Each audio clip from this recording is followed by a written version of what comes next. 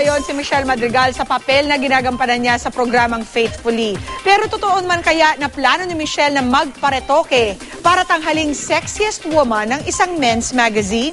Makichika kay Lars Santiago. Itinuturing ni Michelle Madrigal na isa na sa pinakamagandang role na napunta sa kanya ang karakter niya bilang si Lucci sa bagong afternoon prime soap na Faithfully. Tiyak nga raw na magkakasubukan ang mga karakter nila ni Maxine Magalona, Isabel Daza, Vanessa Del Moral at Isabel Oli.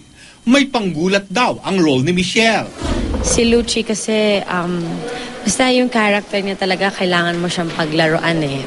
Kailangan maging believable ka sa tao.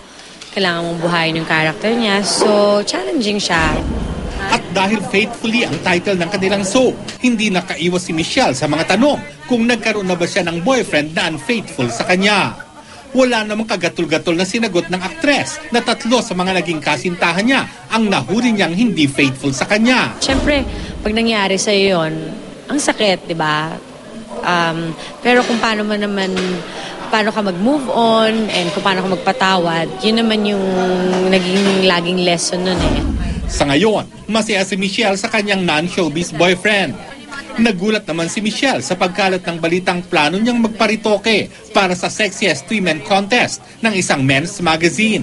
Kontento na raw siya sa kanyang katawan ngayon. Actually, ilang beses naman akong rumampa for that and I don't think may issue. Hindi ko rin alam kung saan nanggaling yan.